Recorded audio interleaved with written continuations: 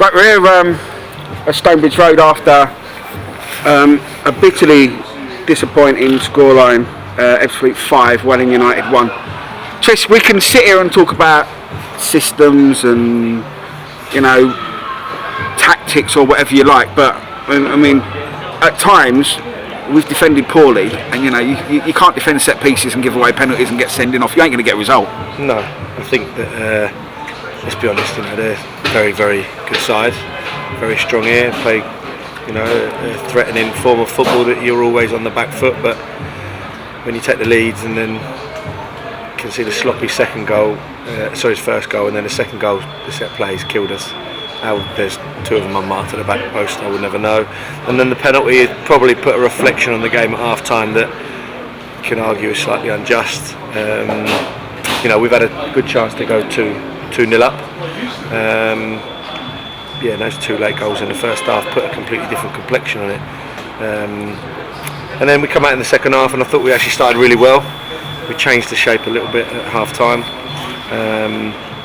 to try and give ourselves a little bit more strength in the middle, which, you know, in hindsight probably, you know, there was a lot of discussions about it before the game, and you know, in hindsight maybe we should have done that from the start, but it's just frustrating because we've lost the game by 5, and I think we've been in a game at times, so to come off losing 5-1, the sending off has killed us as well. But let's be honest, the game's probably out of our reach at that point, but I thought we were doing okay when he got sent off. I think it's really harsh sending off, although he's the last man. I think the goalkeeper's on his way out to collect the ball and Fishy's on the cover, so that's definitely something that's got to be looked at. The ref couldn't get the red card out quick enough, and I didn't think he gave us a decision all game.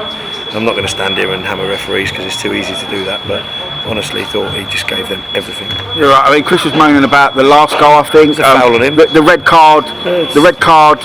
I thought it was soft. They all shouted for it over there. He'd give it.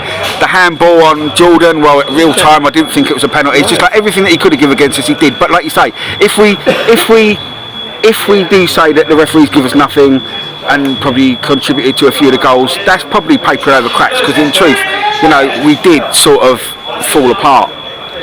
That's a bit harsh. I think the lads have, you know, he could have fallen apart with 10 minutes, 5-1 down with 20 minutes to go against these.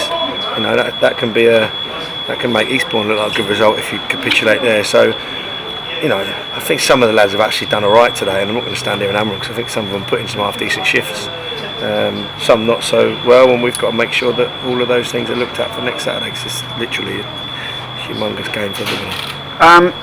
Can you tell us why Ben Martin wasn't in the squad or anything? He's struggling with his knee after the other night. He's got a bit of swelling on his knee.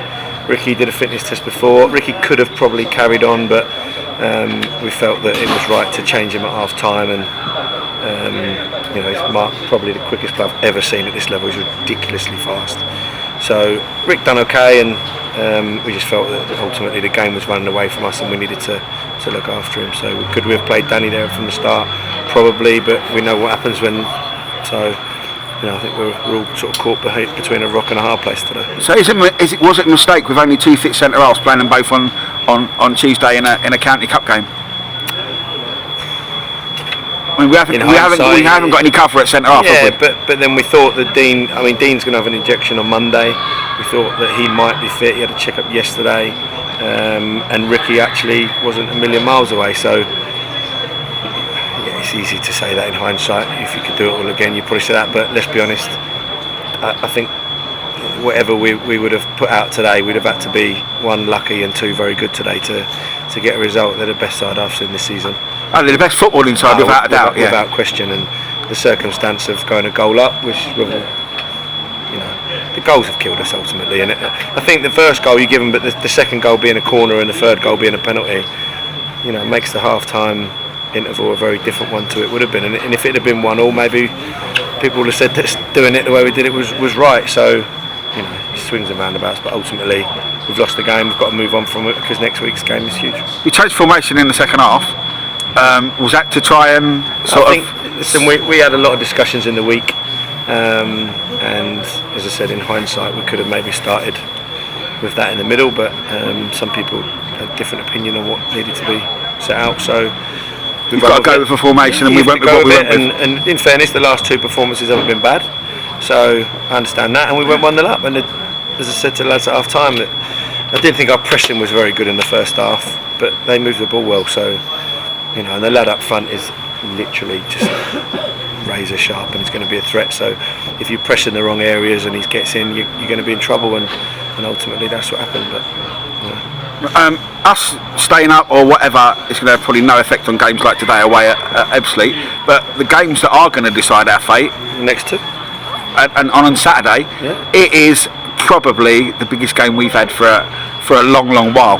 And what we're going to do in training and how we're going to set ourselves up to make sure that we get a result. To be honest, the first thing to do is to look at whether it's worth appealing Danny's red card. You'll probably know better than I did, but for us, we thought the keeper was coming and Fisher was on the cover. I couldn't believe how he literally got the red card out before he blew the whistle. You are right, because they actually were cheering before he even got to where he was going to do it. He went for his back pocket before he'd even give the foul. It's ridiculous, but you know, I was speaking to him at the end, and he's not even willing to take his assistant's view into context, but that's, you know, that sounds like sour grapes. But the most important thing is to get players back that are missing, and hopefully that happens this week. So would you say that we've got a chance of getting Ben Martin or Dean Leacock in? I think we'll have a chance.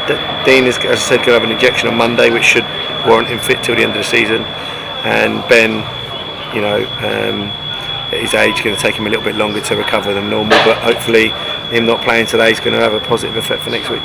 Tristan, thanks for coming out and facing the music. I know it wasn't a very nice interview, but hopefully on Saturday we can, like the fans and the players and the management team, everyone can have a right go and get a win. Yeah, it's, you know, it's not just Saturday. There's 5 league games to go.